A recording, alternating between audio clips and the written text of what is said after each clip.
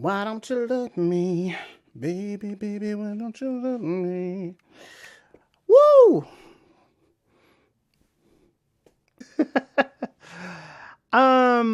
So we've been having a lot of conversations about electrification. A lot.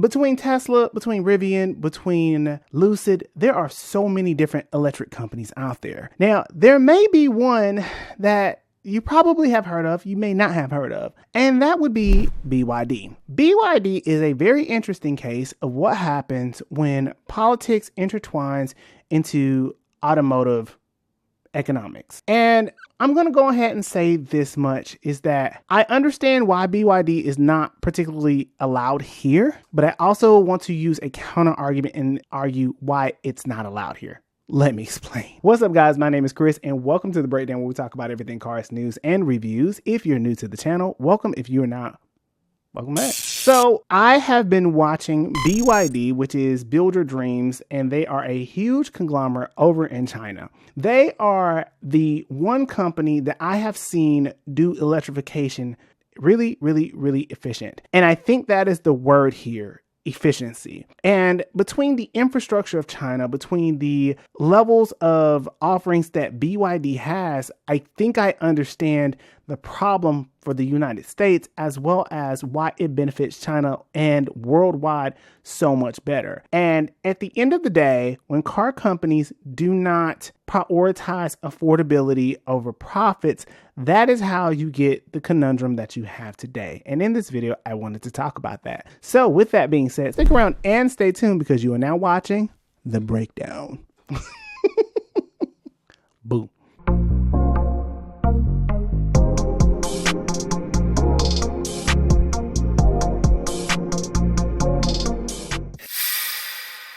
So before I get started, if you'd like to support the channel and you'd like to help me out, feel free to buy me a coffee or donate to my Cash App. I will leave a link in the description and in the comments below, because I definitely did it because I'm poor. But I think it's important to remember that in this story, the boogeyman is not exactly who you think it is. For much of the automotive industry, BYD is the ops. I'm gonna go ahead and throw that out there. Now, BYD was founded back in 2003 and started off as a battery maker before they were a car manufacturer. They have a lot of different offerings, one of the most notable being the Seagull, but I won't go too much into the models because that takes a lot of technical research and I'm just not in the mood for that today. I don't know, guys, I'm tired. But BYD has been encroaching upon the EV space for a very long time. As of this year, they just reached their first consecutive profits and have slowly outpaced Tesla. And Tesla, regardless of my feelings about Elon as a person, as a boss, I have to admit that Tesla continues to dominate the electric space. Now, the thing to remember is that BYD is globally a huge presence where they offer many affordable and unique EVs for the world. And unlike the United States, China has adopted the EV mechanisms and infrastructure a lot better than we have. But I think it's time that we talk about the elephant in the room, and it's not just the infrastructure, it is globalization. So I do want to talk off the cuff here and note that for many years, companies have been globalizing to increase profits. That's not necessarily a bad thing, because globalization has been going on for quite some time, centuries even. The United States was for a long time a product-based manufacturing economy, as opposed to now where we are a service-based economy, and that's important to remember. And unlike us, we have expounded and pushed off much of our labor into other countries, and that has given them the ability to grow their economic state.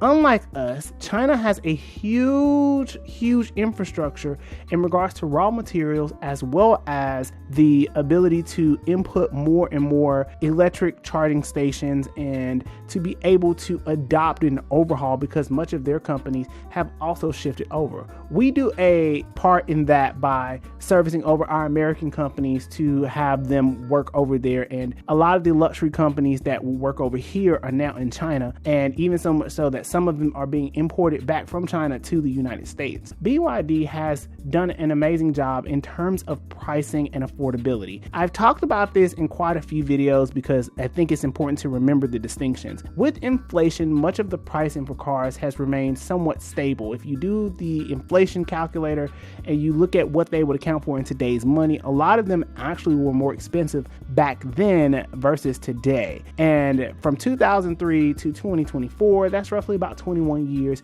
worth of inflation and pricing. But the GDP and the entire economic state over in China has grown so much that it has caught up with a lot of the American car market itself. We as the United States have not done the best job, especially politically, of ensuring ourselves to be more of a manufacturing state and to be able to create more products for ourselves, especially with the big three. And as Tesla being the dominant brand that it is truly the only competitor against BYD. The thing to remember is that a lot of the subsidies and tariffs are used for EVs, and many car companies are struggling to kind of throw themselves over into the EV space because we simply don't have the infrastructure. And that's what makes it a little scarier sounding than it actually is. But I want to use a little point of counter argument.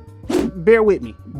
Now, I love American cars. I have developed over the last couple of years a huge love for American cars, but I think it's fair to say that we as Americans should be able to afford not just large, luxurious cars, but we should also be able to afford economically cheap cars. And that's where BYD has really won. Even though Tesla has been producing cars, they're kind of the only one, whereas the other manufacturers such as Rivian and Lucid have not exactly done as well economically, if that makes sense. And part of the reason why BYD does so much better globally is because their cars are cheap. And when they first started out, their cars were not that great made. There was a lot of jokes about BYDs, but over time, the cars themselves have gotten increasingly better in quality and technology. And now they have become a threat to Tesla as well as the other car makers. So much so that Tesla has really been trying to keep pace. And like I said, for the first time, they have not actually kept up pace, and that's for other reasons, but there's that. And what BYD understands, unlike many of these other car companies, is that consumers have to be able to afford these cars. And we can talk about profit margins all day, but I think it's because our hands and tentacles are in way too many different spaces as opposed to focusing on core models that really benefit the American consumer. And so as BYD continues to be talked about, there have been a lot of tariffs imposed. In fact, between Donald Trump and Joe Biden, there have been more tariffs imposed on Chinese-made goods as well as Chinese-made parts, which is partly why Polestar had to kind of work itself in a different state because basically they were using Chinese-made batteries. And we can talk about the countries themselves. We can talk about whether or not, politically is something we should be doing. But at the end of the day, more car companies in America should be focused on economically feasible cars. We do have some, but most of them are internal gas combustion engine cars, as well as we don't have the electrical infrastructure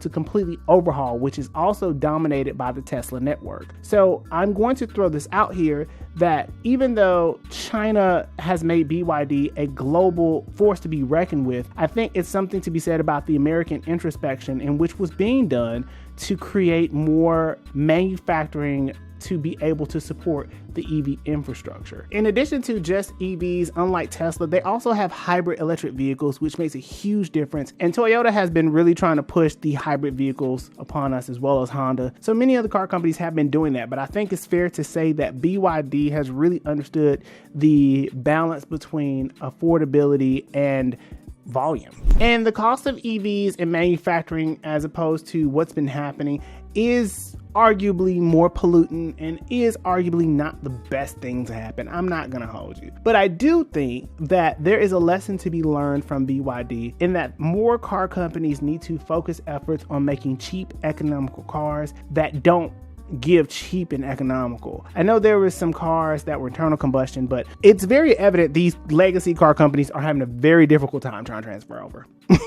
Very difficult time. And partly because this was not necessarily given to us, and ever since the pandemic, the push for EVs has really been thrusted into the stratosphere, and many car companies, especially knowing how long it takes to design and engineer cars, can take anywhere between 5 and 7 years. It's pretty evident that with BYD having their structure and innovation globally, it makes it that much harder for us as the United States to keep pace. And the only car company to be competitive is slowly struggling itself, being Tesla. And so we are having a reckoning with ourselves as Americans of why we should have more affordable cars.